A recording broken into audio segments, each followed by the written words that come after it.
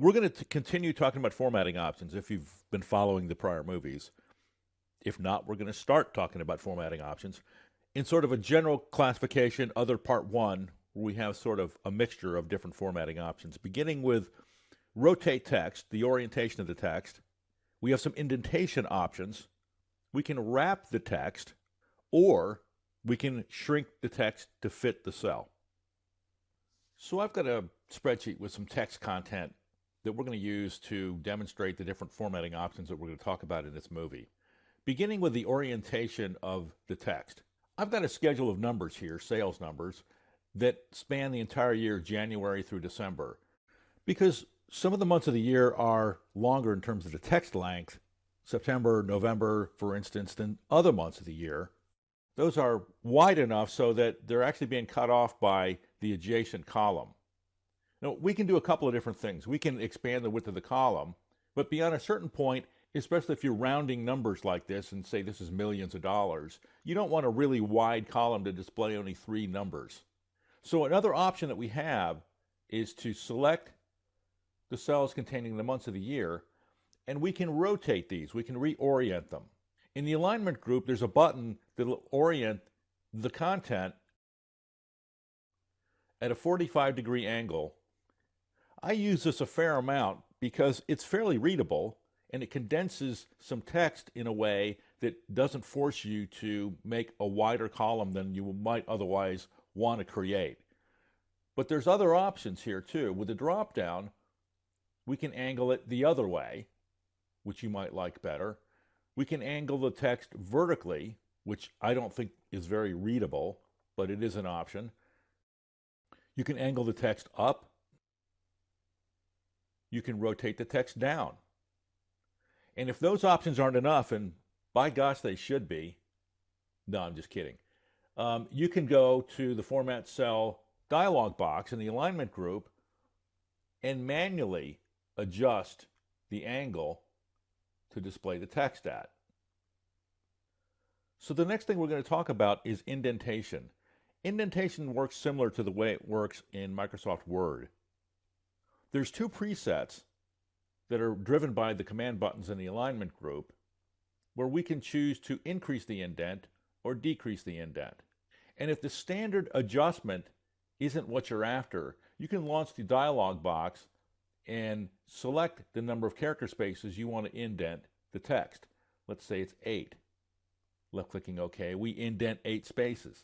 Going down to the next one, we can increase the indent 8 spaces on this one as well. We just have to click the indent 8 times to get there. And finally, we can indent just a couple times. So wrapping the text, I've got a column header that says numbers listed in increments of 10, which is what they are, 10, 20, 30, 40, 50. But the text in the column header spills over to the adjacent column, column C, and there are many times you don't want that to happen. You want to contain that text within that cell, within the one column, column B. Frequently, the best option is to wrap the text. Back in the alignment group on the Home tab, when I click Wrap Text, that text is displayed in however many lines that's required to display it within the width of the column that's been set.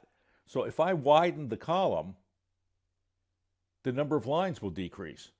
At times, and I don't know if I can get it to do this, you can have words that are split. Increments. The S is taken off and moved to the second line. If that happens, all you have to do is adjust the column width and get the letters associated with the word on the correct line. And all the alignment options are at play here. So we can realign this text in the center of the cell in both dimensions, and I'll increase the row height so you can see that. Those adjustments are mutually exclusive from shrinking to fit. You can't both wrap the text and shrink it to fit. And if you think about it, it wouldn't make sense. How would you do that? How would you both increase the number of lines to show the text and actually shrink it to fit within the cell at the same time? They're completely different opposing things. So to get the shrink to fit option, you won't find the command button in the alignment group. You'll have to launch the dialog box, left-click Shrink to Fit, and when I apply that, the content in the cell shrinks to fit the width of the cell. or the width of the column. So when I increase the width, the text increases in size along with it until it gets back to the default size, which is 11 point. So it won't grow to fit, but it'll shrink to fit. You have to be careful with this because you can create some inconsistent font sizes for your text if they're all driven by the content that's in the column and the width of the column. So those are the other formatting options, other part 1. We looked at orienting the text, which is really rotating the text so that it's legible without having to increase the width of the column. We looked at the indentation options. We wrapped the text that really creates the illusion of multiple lines of text. And finally, we shrank to fit the contents in a cell so that all of the text could be displayed on one line within the limitation of the column width.